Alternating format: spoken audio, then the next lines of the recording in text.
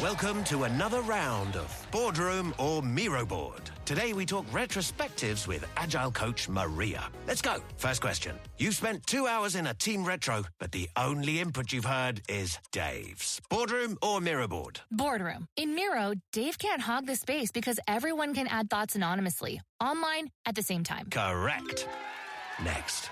You need the team to act on feedback fast, so you turn all those retro notes into Jira tasks instantly. Miro all the way. And I can assign those tasks to teammates. You're nailing this.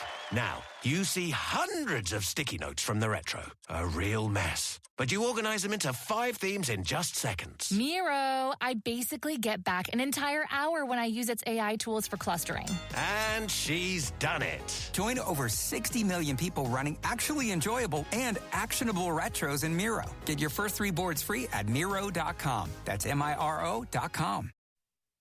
Today on an all-new Dr. Phil. We are afraid our son is a kleptomaniac. He steals from neighbors. This is where I found the $1,700 cash. This kid shoplifts 3-4 times a week. Is he a bad boy? He defaced a roof. He spray painted his dad's car. Or a good kid When I steal something, it's an adrenaline rush. with a really bad habit? This is a really nice pen. You got a pen? Yeah. Where'd you get this? Let's do it. Have a good show, everybody. Here we go. This is a safe place to talk about hard things. Stand by, Dr. Phil. I'll try to be an emotional compass and point you in the right direction. In 5, 4. I am not giving up on you. Go, Dr. Phil.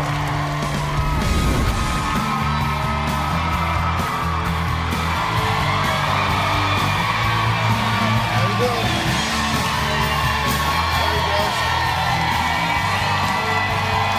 How are you? Well, take a look at all of this. CDs, credit cards, candy, watches, money, sunglasses, cell phones, an eclectic mix of stuff. These are examples of just some of the items Mark and Nancy say their 18-year-old son, Chris, steals on a regular basis. They say Chris takes stuff like this from neighbors, stores, fellow students, and his own family. At home, he just jimmies the locks on bedroom doors and breaks in. Chris admits he's been stealing since he was 9 years old. He says he feels sneaky and just has to snatch something. Now, each night, Dad Mark locks up his keys, wallet, and change in a small safe. Does no good. Now these parents have a question for me. They want to know, is our son a kleptomaniac? Chris has been stealing compulsively for the last 10 to 12 years. We are afraid our son is a kleptomaniac. Why do you steal like this? Because I feel I can get away with it. This behavior is destroying his life. Chris steals pretty much 2 or 3 times a week. The stealing began when Chris was about 8 years old. We went into a retail store and he stole a small back scratcher. Chris has even stolen from me. Cash, credit cards, gift cards, and then gotten on the computer and ordered things. He has stolen from stores at least 25 times he's been caught. We found this demagnetizer under Chris's bed. It's used to get CDs out of their cases. Chris has never been formally arrested for stealing, but he's been taken into custody numerous times. Chris never admits that he has stolen anything unless he is caught red-handed. We've been told by many stores that they do not prosecute anyone under the age of 18. The problem is they tell us this right in front of Chris. That gives Chris the message that he can continue this behavior and there's no repercussions. He has stolen video games, DVDs, Blu-ray discs, pocket watches, sunglasses, wallets, cell phones. Chris has stolen at least $12,000, $13,000 from different stores. He steals from neighbors, he steals from people from school, he's stolen a dirt bike from a neighborhood kid, he's stolen a Kindle tablet from a classmate. Chris went into my husband's closet and stole $1,700 in cash. I wanted to beat the hell out of him, but I knew that wouldn't be the right thing to do. Nothing is safe with Chris around. This is a safe that Christopher broke into. He pried it, he tried to get a screwdriver in underneath it, I believe. He has a hammer and he had a drill. It was damaged to the point where it's unrecoverable. We are desperate for help for our son. My biggest fear is that he'll end up in prison. Chris needs a huge wake-up call. Okay, This kid shoplifts 3-4 times a week. Yeah, he takes things from people and he just thinks that he's entitled to it. He thinks that, oh, what did I do wrong? And I just he doesn't get it. Okay, but do you actually believe that he doesn't make the connection when he says, what did I do wrong? Do you think we're dealing here with somebody that doesn't connect? What's wrong is, I don't own this, someone else does, I took it, that's not right. Yes, do you think he really doesn't connect that up? We don't know. I mean, we try to turn things around. Like if he has a cell phone or if he has a game, a handheld game, how would you like it if you set that down and when you came back to pick it up, it wasn't there and somebody took it? How would you feel about that? I don't know. But you've taken him by the ear back to the store. Oh, yeah.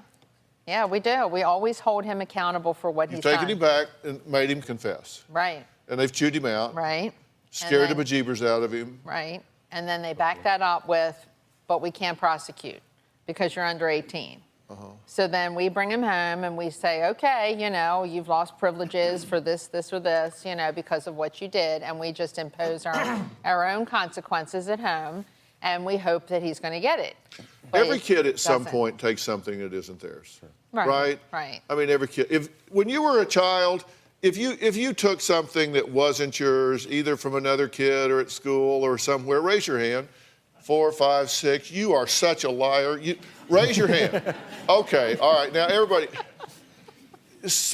Most people at some point they'll pick up something that wasn't theirs. But we're talking about a lot here.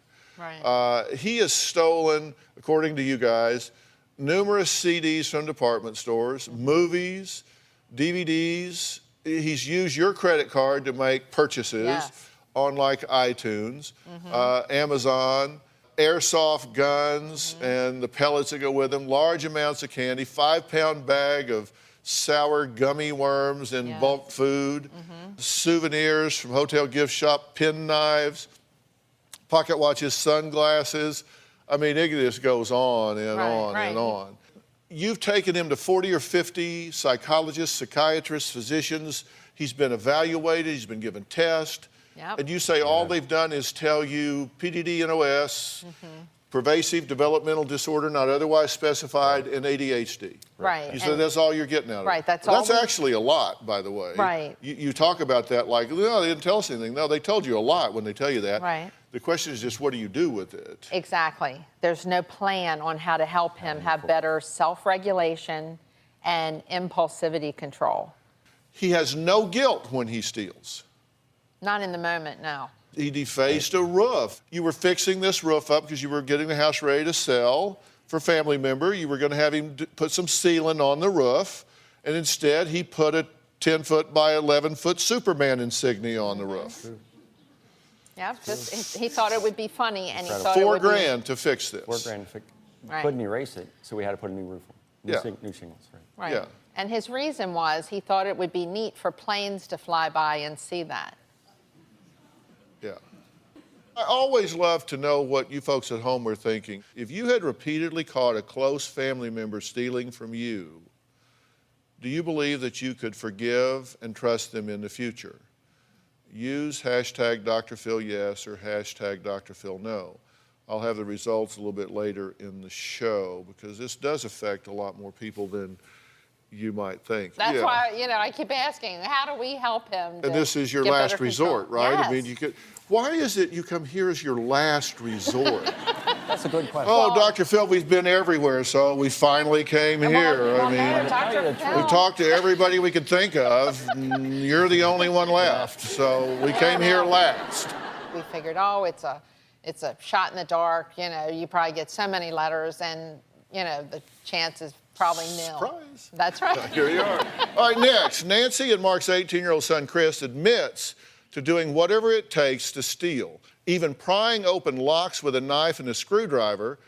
And why? He says he gets a rush. Now, let me tell you why that's important. Kleptomaniacs, and there's not a lot known about this, but they almost always report a high degree of guilt and remorse after they steal. This young man says he gets a high. So what are we talking about? We're going to meet him after the break.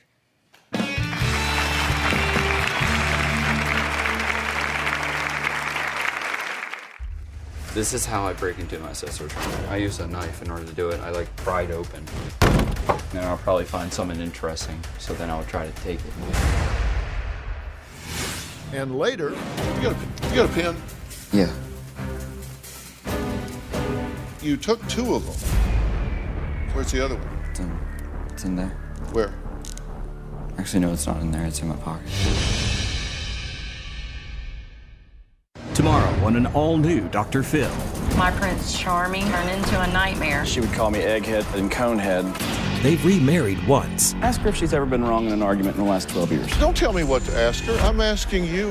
Are they ready to tie the knot? You are sick. No, you are. Really? Really? I feel like I'm in a junior high lunchroom. A third time? I love him. I love her. I think I just threw up in my mouth. That's tomorrow. Chris has also had an issue with vandalism. Chris threw a cinder block at the neighbor's house when it was vacant. He just wanted to see what was in there. He has spray painted his dad's car, he scratched the back of my car, and he scratched the vice principal's car. He caused $1,600 worth of damage to the vice principal's car that we had to pay for. Nancy and Mark say their 18-year-old son, Chris, has been a thief and liar for most of his life. Now, Chris, on the other hand, says stealing is a rush. And when he gets away with it, it feels like a personal accomplishment. Let's listen to him describe it himself. I think I steal because I get the rush out of it, and whatever I see, I try to take it if it looks interesting to me. If I go into the store and there's cameras on the ceiling, I go to a place in the store where I know the cameras aren't pointing.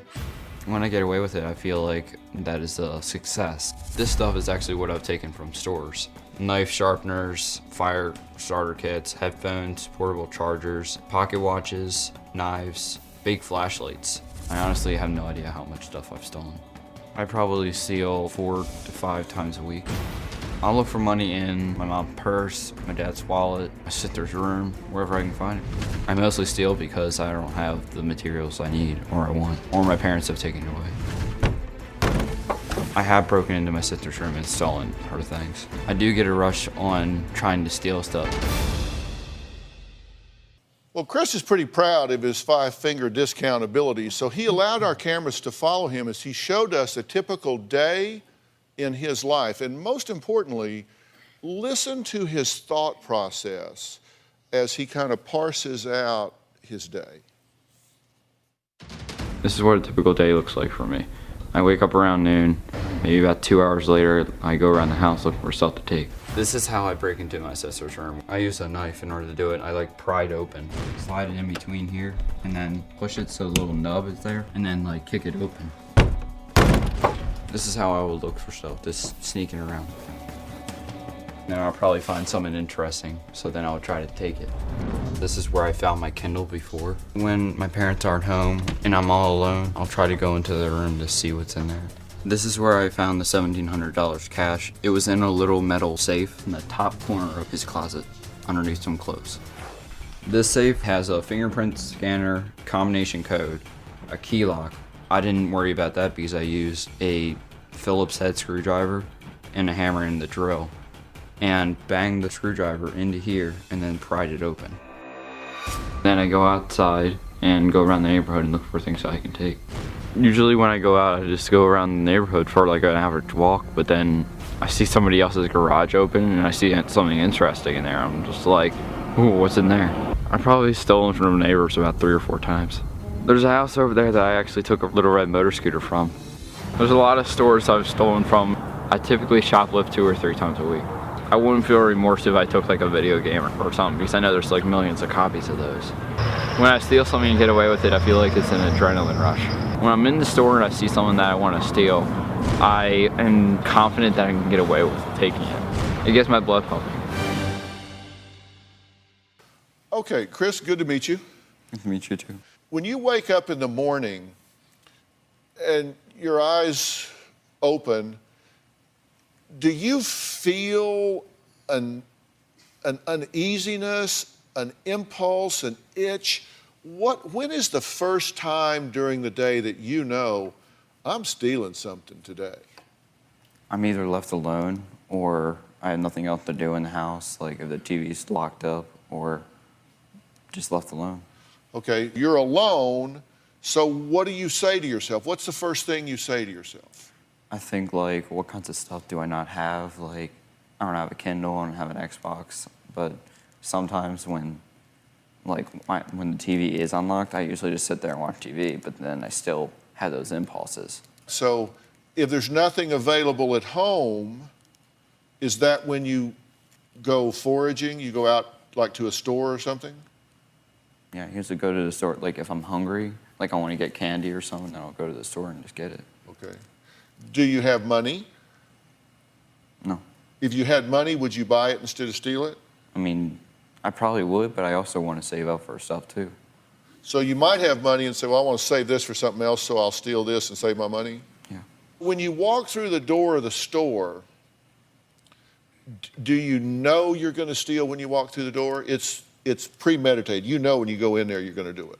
Yeah, when I go into the store, I know that I don't have any money on me because I left it all at home in my little bank, and I go in there to see what else I can, like, what I can get.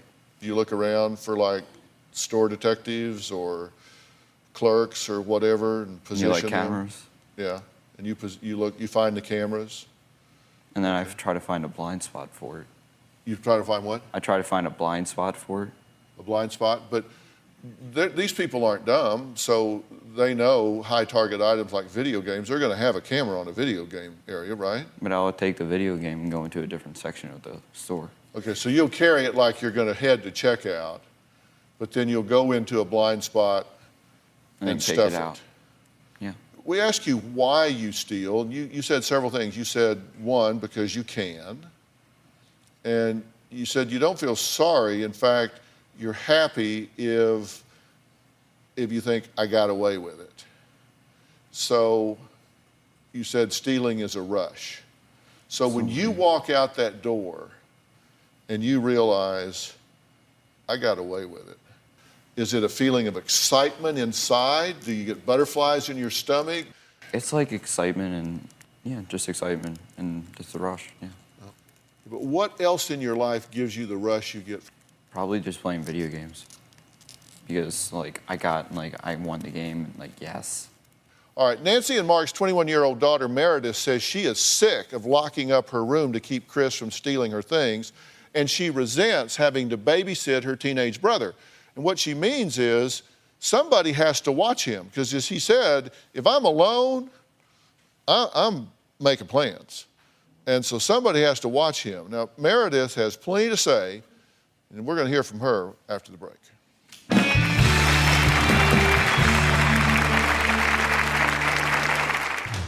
Chris steals many things from me. I have to lock my room with a key to keep my brother out. I keep most of my valuables completely outside of the house. I do not trust my brother. Did you get married when you were broke, but now you're successful? Or are you already financially secure and getting ready to tie the knot with someone who is not? Are you worried about what will happen to your money if your marriage fails? If you've asked your partner to sign a prenuptial or postnuptial agreement and you didn't get the reaction you hoped for, or you want to ask but you're afraid to, email me at drphil.com. Chris even steals from his sister. He steals cash from her room, he steals cell phones from her room, he'll just look around and he'll steal. He even stole $100 cash from his sister's bedroom that she had just earned from her wisdom teeth being removed. With like no remorse, he just steals from anybody. Well, Nancy and Mark say they have run out of options to get their 18-year-old son, Chris, to stop stealing. Now, Chris's older sister, Meredith, says she even has to lock her bedroom door just to keep Chris out, and she resents that she's had to put her life on hold to babysit her brother in order to keep him on track. Everything that happens at home revolves around Chris's actions and behavior. I do not trust my brother. I don't know many people that would trust my brother.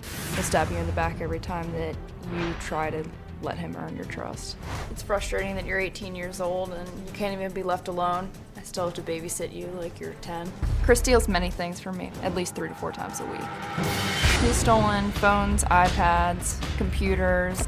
I have to lock my room with a key to keep my brother out. He will pry it open with a screwdriver or whatever he can find. He won't tell us how he does it. Because of the situation with my brother, I feel as though I have more guards up inside my own home than when I'm outside of it. I keep most of my valuables completely outside of the house instead of in my own home. It makes me angry that he steals my things. I work 3 jobs, so I work hard for any money that I make, and sometimes he just tries to swipe it from out under your nose. We're all losing hope. Okay, Meredith, I'm glad you're here. And you don't trust your brother, do you? No. If she doesn't watch you and you're left alone, you will victimize her, right? So if she has something you want, you're going to go in and get it. Yes.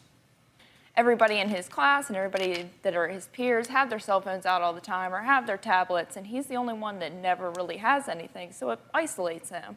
So when he takes these things and he wants an Xbox or he wants to get online, it's more of, I want to connect with people and make it so that the only people I talk to aren't just my psychiatrist and my family who is always mad at me. Mm-hmm. So, Your theory is interesting, but it may be, it's kind of like what's called an ad hoc theory. It makes sense after the fact, but it's not predictive, because if you look, he was stealing a back scratcher when he was 8.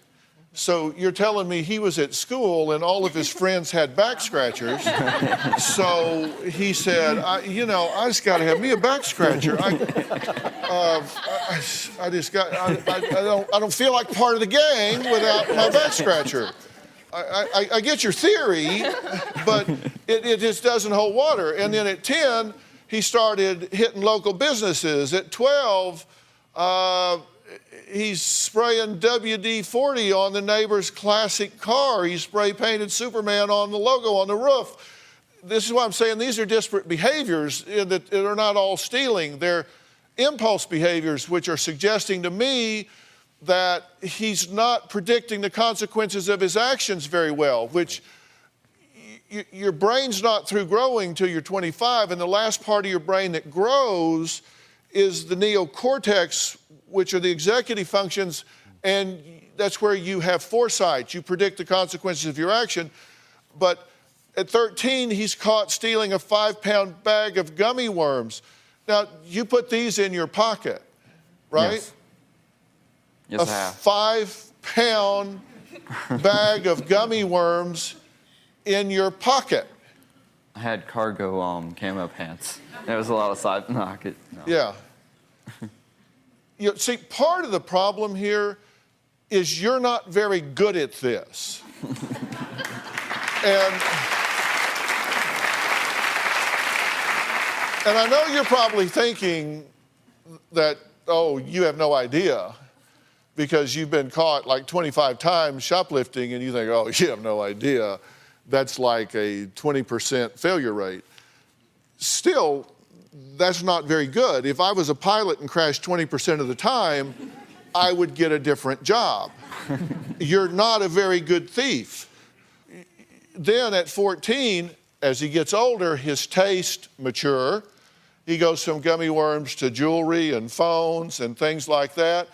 Then this airsoft thing, which looks very real, as you point out, then he gets mad, scratches up the vice principal's car, stole $1,700, threw a concrete block at a house, attempted to steal headphones and a wool hat from a department store, cell phone. I mean, it just goes on and on. So there's something going on here more than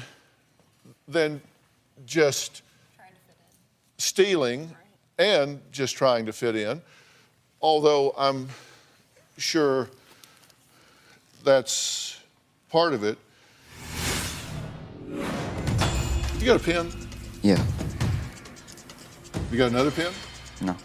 Chris admits to being a little sticky with the fingers, so we left him alone in one of our green rooms to see what would happen. Closed captioning provided by across this great country, from coast to coast, you've told me about the crossroads we're facing. That's exactly why I wrote We've Got Issues, How You Can Stand Strong for America's Soul and Sanity. This book isn't just a conversation starter. It's a roadmap for standing strong in the face of adversity, for embracing our core values when they're needed most. We're talking about real strategies for real people dealing with real issues, from navigating the complexities of today's polarized world to fortifying our families. And I set forth in the book 10 principles that I think are critical for a healthy society. This is not about politics. I'm not a politician, don't want to be a politician, don't know enough about politics to talk about it. But I talk about every angle of life as we know it, from family and relationships to the burning issues that are shaping our world today. We've got issues, how you can stand strong for America's soul and sanity. And you'll find it anywhere books are sold. It's about time we start addressing what truly matters.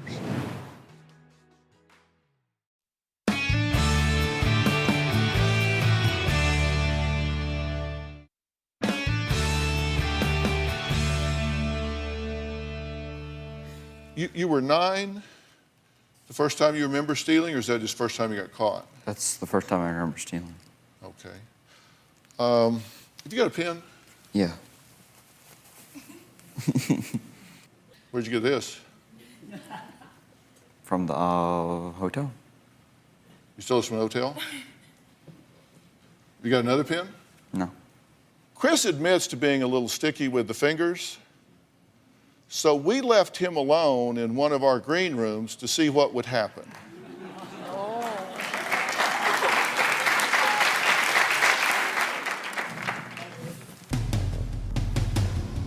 Holy, this is a really nice pen. That's so cool with this pen. That's awesome. The fact that this one screws in looks like a laser pointer. Didn't come from the hotel now, did it? No, it didn't. You got the laser pointer looking one? No, that's the one I'm talking about. This is the laser pointer looking one?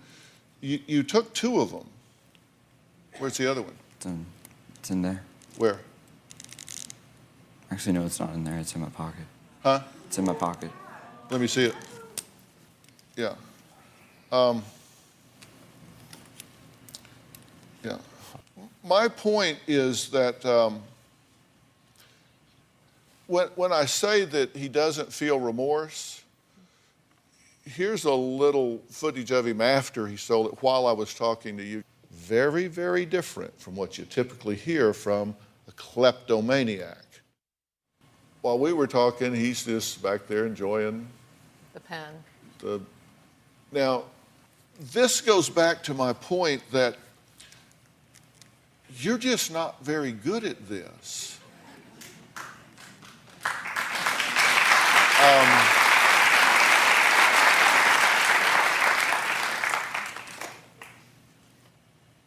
You say you spot cameras and blind spots and all that? Missed that one, didn't you? I didn't think those were wrong. I'm sorry? I didn't think those were wrong. You didn't think those were rolling? Yeah. You're not very good at this. Which means that you're kind of like the pilot that keeps crashing. We need to think of a new thing for you to do, like get a job.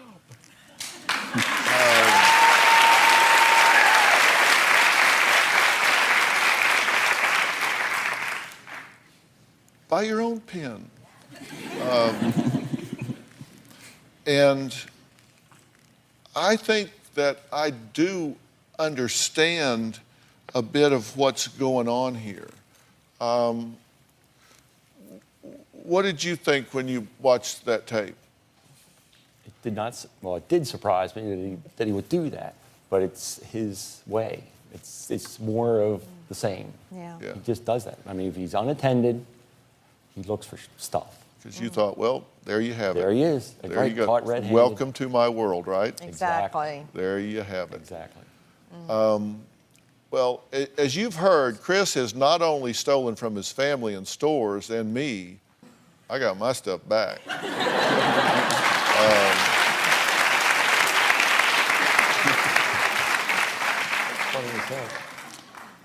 but also neighbors. One neighbor, Sue, says she actually moved just to get away from Chris. We'll talk to Sue when we come back.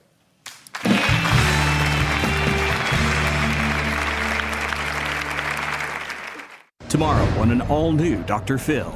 They married each other twice. I love him. I love her. Is the third time a charm? You are sick. No, you are. I'm pretty sure it's you. I feel like I'm in a junior high lunchroom. That's tomorrow. Closed captioning provided by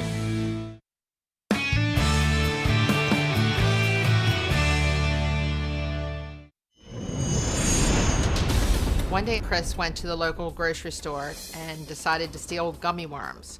He got a 10-pound bag of gummy worms and put them in his side pocket of his cargo pants and tried to sneak out of the store. So security called him. And they realized that he had a gun in his coat pocket. It was an airsoft gun. They said that he could have been seriously injured. It was just a pellet gun, but it certainly did look real. He almost got shot for stealing a 10-pound bag of gummy worms. Wow. Sue lived next door to them for 6 years, but Sue says she finally felt like she had to move because of Chris's behavior. I lived next door to Mark and Nancy for 6 years. I've always been close to the family, and we've been friends for about 15 years.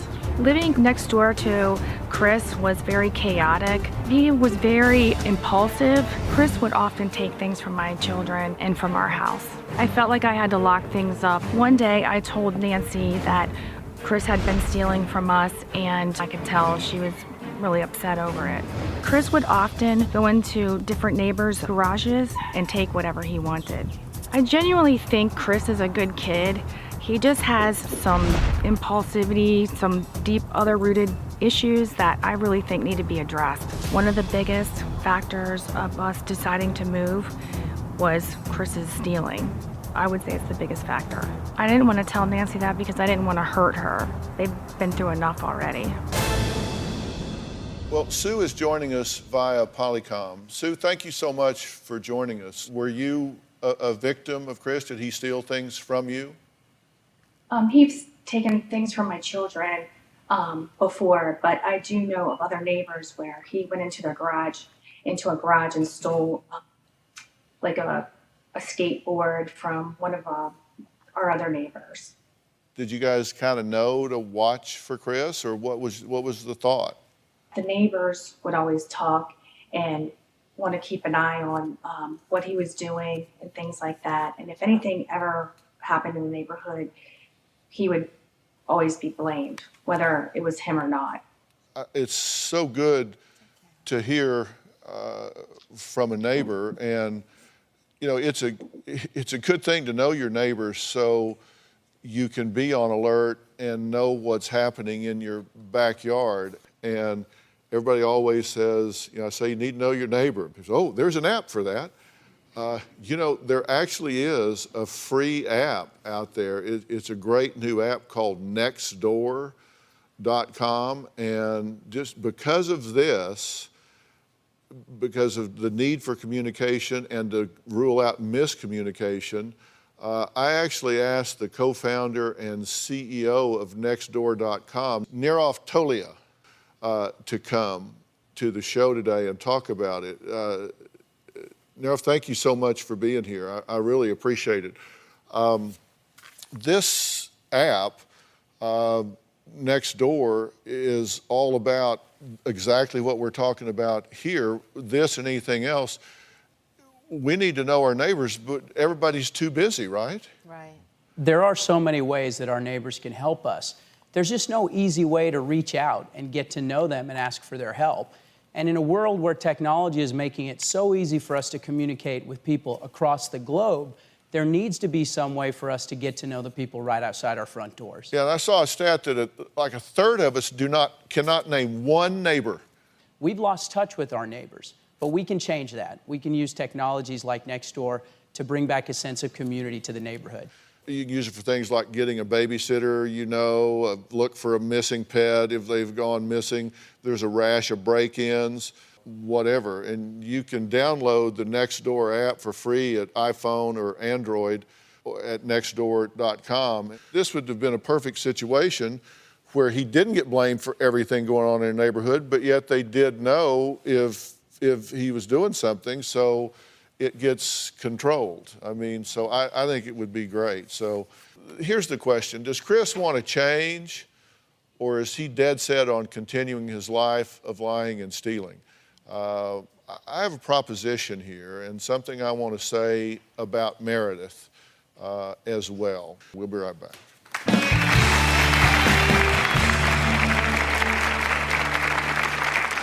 Have you ever needed to borrow a ladder, find someone to mow your lawn, or learn when local road repairs will wrap up? There are so many ways our neighbors can help us. When neighbors start talking, everyone benefits. To get a Nextdoor website for your neighborhood, go to nextdoor.com/new. We can't do this show without you, our studio audience. If you are going to be in the Los Angeles area and you would like free tickets, go to drphil.com and click on Be in the Audience. Because we have a lot of fun here, don't we? Or you can call 323-461-PHIL. That's 323-461-7445.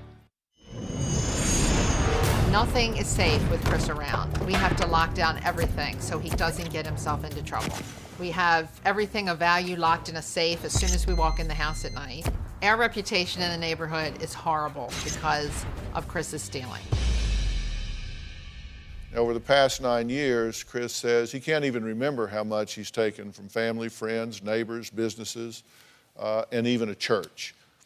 Chris says he wants to change, but he also says after stealing something, he doesn't feel remorse. He's just happy if he gets away with it.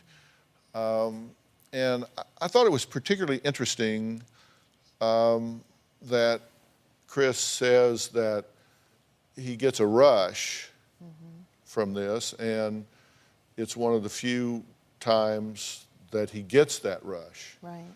And that rush can be addictive. And so he keeps going back for that adrenaline rush, for that neurological rush. So if you understand someone's currency, then you can begin to understand their behavior. You follow what I'm saying? Right. Now, what about consequences? What? What about consequences? Well, he's had lots of consequences. Shouldn't that hold those behaviors at bay? That depends on how you define consequences. There are consequences to you, but are they to him? I mean, does it really matter? It's like, some children you put in a timeout, they love being alone.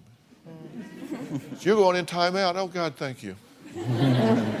You have to define currency based on the individual. And that's the problem. People don't do that. You have to understand their motivation and what makes them tick in order to understand how to modify their behavior. And you say he needs a wake-up call. You're right, but at a very different level. And first off, you need to turn her loose. It should be evident to you that she can't fix this. She's not the Chris cop. She can't watch him enough. She can't police him enough.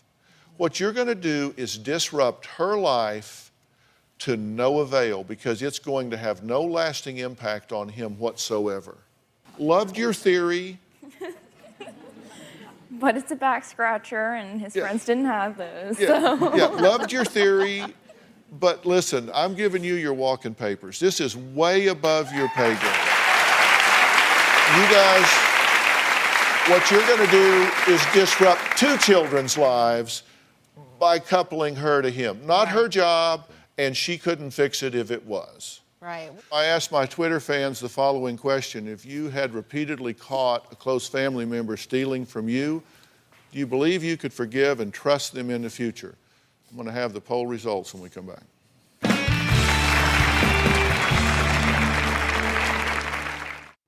Closed captioning provided by...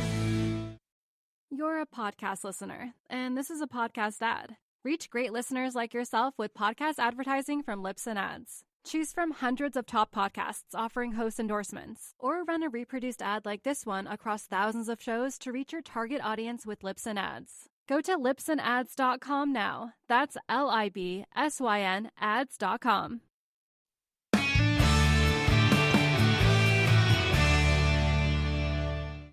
Ready to get real? Go to drphil.com for advice on relationships, parenting, finances, and more. Plus, weigh in on your favorite episodes, share your stories, and find support in the Dr. Phil community. When you sign up for the community, you will automatically be subscribed to the Dr. Phil Show newsletter. Log on to drphil.com today.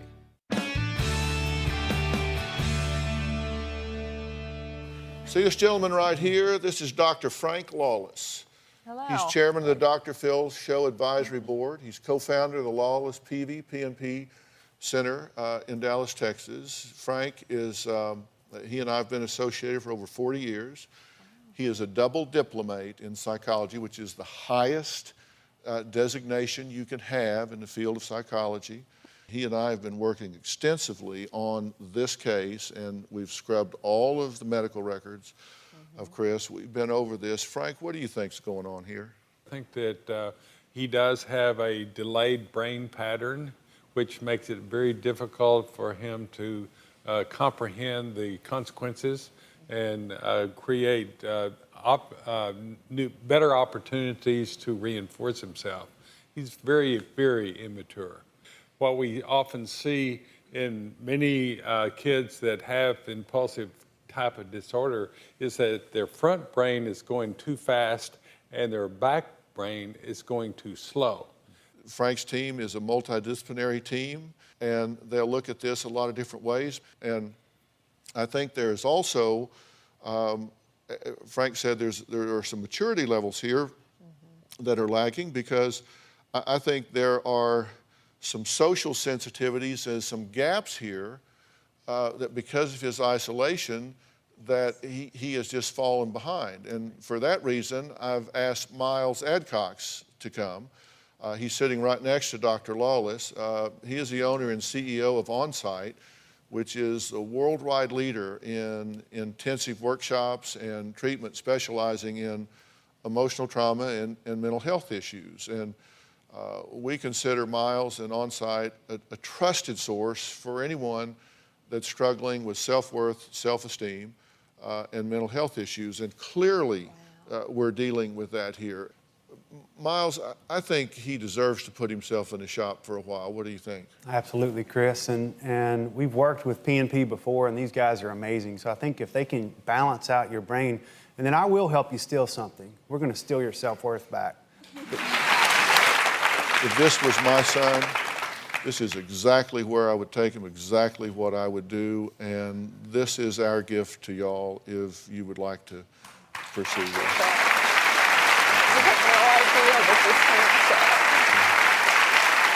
So, Dad, what do you think? Absolutely on. I'd love to take advantage of this. Okay. Chris, what do you think? Fair enough? Okay. Earlier in the show, I asked my Twitter fans this poll question. If you had repeatedly caught a close family member stealing from you, do you believe that you could forgive and trust them in the future? Here's what you had to say. 82% said no. 18% said yes. Now that may seem terribly judgmental, but the truth is you don't give people the benefit of the doubt. You let them earn your trust by creating a new history that predicts a new future. So you do it based on data. So I agree with that. I'd like to thank all of my guests today, and a special thanks to Dr. Frank Lawless, Miles Adcox, owner and CEO of Onsite, and Nirav Tolia, CEO of Nextdoor.com. We'll see you next time. Thanks so much. All right, man. Grab on. This will work well. Okay? All right, guys. Thanks so much. Thanks, guys. Good job.